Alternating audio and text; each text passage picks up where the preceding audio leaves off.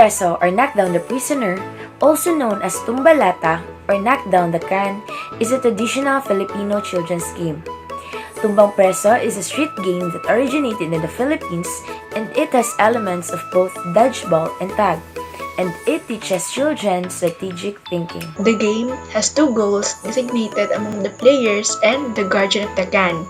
The guardian has to keep the can in place where it has to be, while the other player's goal is to hit the tin can.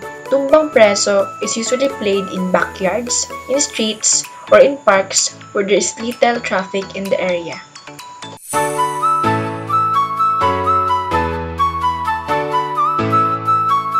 Tumbang Preso is a fun outdoor physical activity that helps players develop strategic planning skills and agility. The game's primary objective is to knock down the guarded prisoner or can. The players use a certain tool, example, a slipper, to hit the prisoner. And they retrieve the same tool without being caught by the guard. The players need to hit and knock down the can with the slipper, and for the it to put back the can inside a small circle a few meters away from the tow line.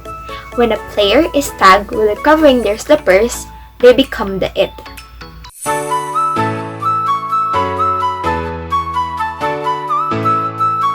We can't deny how enjoyable our childhood was as we played Tumbang Preso, an exciting and fun game which is played outside their respective houses.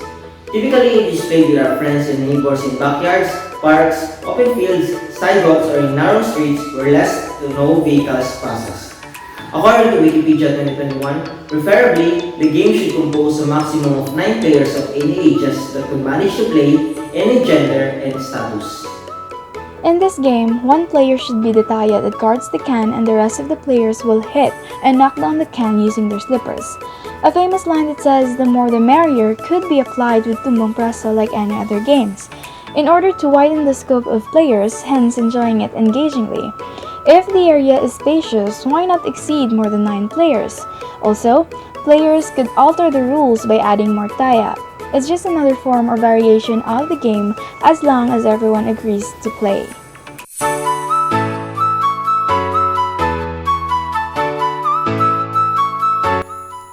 To start the game, you must invite 3 or more players to play the game. Use a chalk to make a rectangular field with a ratio of 16 by 9 or any dimension similar to 16 by 9. Next, divide the field into 3 different sections, where the middle zone is twice larger than the other 2. The first section will be the player zone, where the players throw slippers, while the middle and last zones will be the it zone, where owners of the slippers in the zones can be tagged by the it. The center of the line between the two it zones is where the can will be placed.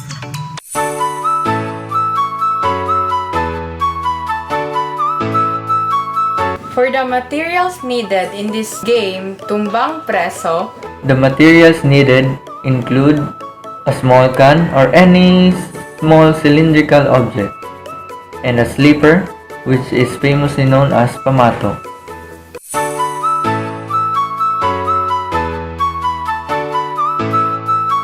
The one to guard the tin can or the preso is called the it or taya, and he or she is selected or chosen by all the other players by throwing the pamato to the tow line. The one who throws the farthest from the tow line becomes the new it. And then after that, the players will then get at the back of the tow line, and then the game starts at the signal given by the it or the taya. Immediately, the can is knocked down and the pamato is retrieved. The it then starts putting it up back inside the circle, and then the tag player becomes the new it or taya.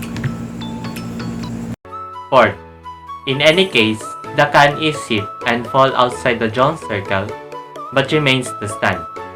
Then the it has all the rights to tag the hitter once he or she leaves the tow line. Fifth, the can may be kicked or knocked down under when it is outside the circle. And last, supposing a hitter is unable to retrieve his or her pamato, the other hitters can save him or her by hitting the can.